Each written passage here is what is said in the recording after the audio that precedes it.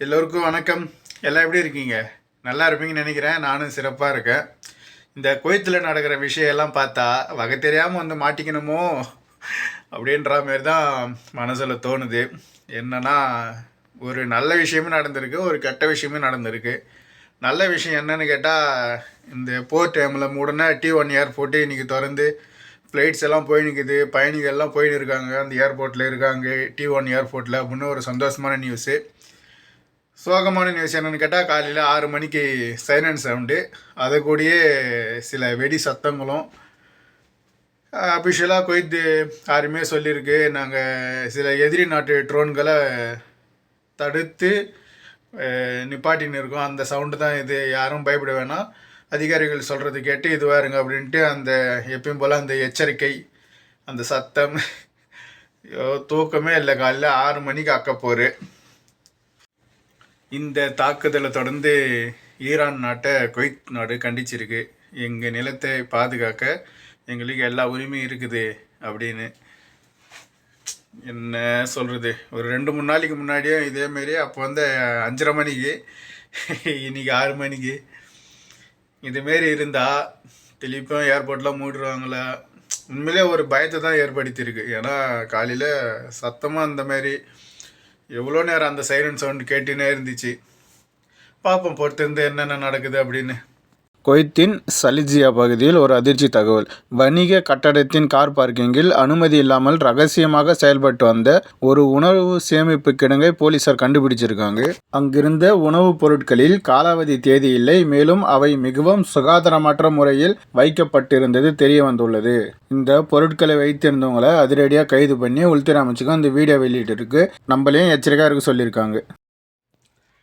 சென்னையிலிருந்து வந்த ஒரு குவைத் ஏர்வேஸ் ஃப்ளைட்டு காலையில் நடந்த அந்த ஏவுகணை தாக்குதலால் தரையிறங்க முடியாமல் திரும்பவும் ஒரு யூட்டன் போட்டு, 2வது யூட்டன் போட்டு, அதுக்கப்புறம் தரையிறங்கிச்சு. ஆனால் பத்திரமா தரையிறங்கிச்சு அப்படின்ற மாரி ஒரு வீடியோ ஒன்று வெளியிட்டு இருக்காங்க. நம்ம ஊருக்கு போகும்போது எந்த ஏவுகணை போட்டு என்ன பண்ண போகுதுன்னு ஒரு தெரியல, அது ஒரு பக்கம் பயமாக இருக்குது. அப்புறம் அமெரிக்கா என்ன சொல்லியிருக்குதுன்னா, குவைத்தில் இருக்கிற அமெரிக்காவோட இராணுவ தளத்தை வந்து ஈரான் குறி வச்சு ட்ரோன் அனுப்பியிருக்காங்க. அதை அமெரிக்காவோட இராணுவம் தடுத்து நிறுத்திடுச்சு அப்படின்ற மாரி அமெரிக்கா அறிவிச்சிருக்காங்க. அப்புறம் குவைத்தோட உள்துறை அமைச்சகம் சிறையிலேருந்து ஒரு 3 பேர் தப்பிச்சிட்டாங்க, இவங்க கூட பழகவோ இவங்களுக்கு எந்த உதவியும் செய்யக்கூடாது, அப்படி இந்த நபர்களை கண்டால் 112 என்ற நம்பருக்கு ஃபோன் பண்ணி சொல்லுங்கள் அப்படின்ற மாரி உள்துறை அமைச்சகம் தெரிவிச்சிருக்கு. குவைத் ஆர்மி இப்போ ஒரு அறிவிப்பு ஒன்று வெளியிட்டிருக்காங்க. என்னென்னா, ஜூன் 2ஆம் தேதி செவ்வாய்க்கிழமை காலை 8 மணிலேருந்து மதியம் 12 மணிக்குள்ளே குவைத்தோட வடக்கு பகுதியில் சில வெடி சத்தமோ சிதறுகள் சத்தமோ கேட்டாலும் யாரும் பயப்பட வேணாம், எங்கள்கிட்ட இருக்கிற மீதமுள்ள வெடிப்பொருட்களை நாங்கள் அகற்றுறோம் அப்படின்ட்டு தெரிவிச்சிருக்காங்க. அதனால் அந்த சத்தத்தை கேட்டு யாரும் பயப்பட வேணாம். ஏன்னா இப்போ இந்த 2-3 நாளாக ஈரானோட ட்ரோனு அது தடுத்து நிப்பாட்டுற சத்தம் கேட்குது, அதையும் இதையும் கம்பேர் பண்ண வேணான்ற மாரி அவங்க இந்த அறிவிப்பை வெளியிட்டு இருக்காங்க.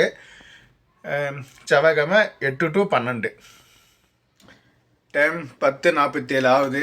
நமக்கு வேலை, அப்புறம் போய் எல்லா வெப்சைட்லையும் பார்த்தேன், தகவல் அதுவும் வரல. மேடம் பசங்க எல்லோரும் சாத்தப்தில் போயிருக்காங்க. ஆனால் நான் இட்டுன்னு இல்லை, பெரிய பையன் காரில் போயிட்டாங்க, நம்மளை தொல்லை பண்ணல. அது வரைக்கும் சந்தோஷம். ஒரு வேளை ரிட்டர்ன் வீட்டுக்கு வரும்போது ஃபோன் பண்ணுவாங்களான்னு சொல்லிட்டு தெரியல. அப்படியே வீட்டுக்கு வரும்போது அவங்க ஃபோன் பண்ணாலும் டைம் ஒரு 11:30 மணிக்கு போல் அப்படி தான் பண்ணுவாங்க. அது போயிட்டுன்னு வந்துக்கலாம், ஒன்றும் பிரச்சனை இல்லை. அப்புறம் காலையிலே வீடியோ ஆரம்பிக்கும்போது சொல்லியிருப்பேன், டெர்மினல் 1 ஏர்போர்ட் வந்துச்சு, ஃப்ளைட்லாம் போயின்னு இருக்குது அப்படின்னு. அது எல்லா ஃப்ளைட்டும் போயின்னு இருக்குது. அப்படி ஏர்போர்ட்டுக்கு போகணுன்றவங்க ஃபஸ்ட்டில் ஒரு 2 மணி நேரத்துக்கு முன்னாடி போனால், இப்போ தான் வந்து 4 மணி நேரத்துக்கு முன்னாடி போகணும். ஏன்னா கொஞ்சம் அங்கே இதுவெல்லாம் இருக்குது அப்படின்னு சொல்லிட்டு சொல்கிறாங்க. நீங்கள் டிக்கெட் புக் பண்ணி போகிறவங்க ஒரு 4 மணி நேரத்துக்கு முன்னாடியே போங்க. அப்புறம் டிக்கெட் ரேட்லாம் கொஞ்சம் கம்மியாக இருக்குது, எல்லாம் போய் செக் பண்ணி தான் பார்த்தேன். ஊருக்கு போகணுன்றவங்க டக்குன்னு புக் பண்ணிட்டு போயிடுங்க. ஏன்னா திடீர்னு போர் இதுவாகிடுச்சுன்னா திருப்பி நிப்பாட்டாங்கன்னா பிரச்சனை. அவ்வளோதான் ஃப்ரெண்ட்ஸ், நாளைக்கு வேலை தகவல் எப்படி வருதுன்னு பார்க்கலாம். நாளைக்கு காலையிலே எழுந்துச்சி வீடு ஃபுல்லும் கழுவணும். 5 கார் இருக்குது, 5 காரும் கழுவணும். ஏன்னா கூட இருக்கிற டிரைவர் போனதால் எல்லா காரும் கழுவுற வேலை எனக்கு தான் வருது.